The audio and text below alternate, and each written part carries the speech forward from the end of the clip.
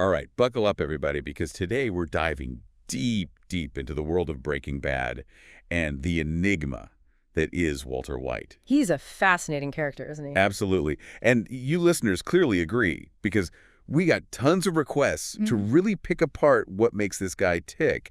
How does a seemingly average guy, a chemistry teacher. With a car wash job on the side, don't forget. Right, exactly. How does that become a ruthless drug lord? It's like he's two sides of the same coin, you know? Solo. You've got Walter White, the family man, pushing 50, stuck in a rut, struggling to make ends meet. Sounds scarily familiar to a lot of folks out there just trying to get by. Oh, for sure. Mortgage payments, kids, a baby on the way. It's the picture of ordinary struggle. Exactly. But then there's this whole other layer. The gray matter technologies connection. Suddenly, we're not talking about just some down-on-his-luck guy. This is someone who walked away from potentially huge EE success. And that's where it gets really interesting, right? Totally. So fill us in. What was gray matter all about? What kind of potential are we talking here? Picture this, the early days of Silicon Valley, that kind of explosive growth. Companies going from 0 to 60 in the blink of an eye. That was gray matter. And even if Walter had a relatively small role in those early days. His research. Exactly. His research could have turned into a gold mine if he had stayed on. We're talking serious what-if territory here. So was it common back then for people to just walk away from something like that? You know, the sources we've looked at don't really spell out why Walter left gray matter, and I think that ambiguity, that mystery, is deliberate on the writer's part. It definitely adds another layer to his character. Absolutely.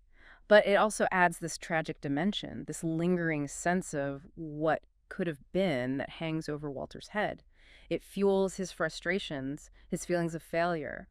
Wouldn't you say? Absolutely. And just when you think things can't get much worse for the guy, life throws him that curveball. Terminal lung cancer diagnosis. Oof. Talk about a turning point. No kidding. I mean, that's where the writers, they tap into that primal fear we all have, you know? Our own mortality. Exactly. Suddenly, it's not just about paying the bills. It's about staring your own death in the face. And all Walter can think about is how to protect his family when he's gone. Makes you wonder what any of us would do in that situation. Where do you draw the line when it feels like you have nothing left to lose? That's the hallmark of a great antihero, right? We might not agree with their methods, but that desperation, that primal need, is something we can all relate to on some level. And Walter, he's no different. That diagnosis, it becomes this catalyst. It sets in motion a whole chain of increasingly extreme choices. He's going down a path he never could have imagined. So we've got Walter, he's backed into a corner, Right. staring down this diagnosis, knowing he doesn't have much time, and he needs to come up with a whole lot of cash fast. Talk about pressure. Seriously. Yeah. But he's a chemistry teacher, not a career criminal. So how does he even begin to navigate that world? Well, that's where his expertise becomes, well, his weapon. The secret weapon. Yeah, you could say that. He knows how to cook. And I don't mean like for his family. We're talking high-grade blue meth. Yeah. Something that could give them an edge in the drug trade. But he can't exactly do this alone, can he? Exactly. He's got the knowledge, but he needs a way-in, someone who knows the streets. And that, my friends, is where Jesse Pinkman enters the picture. Walter's former student, who also happens to be a small-time dealer. Talk about an unlikely duo. Seriously. What were your first thoughts on their partnership? Well, on the surface, you have Walter, this super methodical, by-the-book guy. A scientist, right. And then you've got Jesse, who's more, shall we say, in tune with the streets. And yet they kind of need each other. It's like this weird kind of mentorship, don't you think? It is. Walter's the brains, Jesse's the street smarts. But it's interesting, that whole dynamic of teacher and student, it gets blurred as they get deeper into this world. Absolutely. So remind us, what's the driving force for Walter here? Is it power? Greed? That's the thing. At least initially, it's not about becoming some kingpin. It's about his family. 100%. Providing for them, securing their future after he's gone. Which is understandable. It is messed up, of course, but understandable. Totally. Okay, so how does Walter, the mild-mannered teacher, become Heisenberg? Ah, Heisenberg. That's where things get really interesting. At first, it's just an alias, right? A way to hide his identity. But then it becomes something else. Right. It becomes this persona, this shield. Is this a complete personality change, or is it something else entirely? It really makes you think, doesn't it? I mean, you have Walter White, who wouldn't hurt a fly, suddenly morphing into this ruthless criminal mastermind. It's like, There was always that potential within him. yeah, maybe Heisenberg was always lurking beneath the surface, just waiting for the right moment to emerge. And of course, Walter's actions have consequences. Big ones. Especially for his family. Yeah. Let's talk about Skylar for a second. Oh man, she's such a fascinating character. Because you can sympathize with her. Totally. She's terrified, right? She wants nothing to do with Walter's activities. But she also gets pulled in. Exactly. She's forced to become complicit in this whole thing, rationalizing it as a way to protect her family.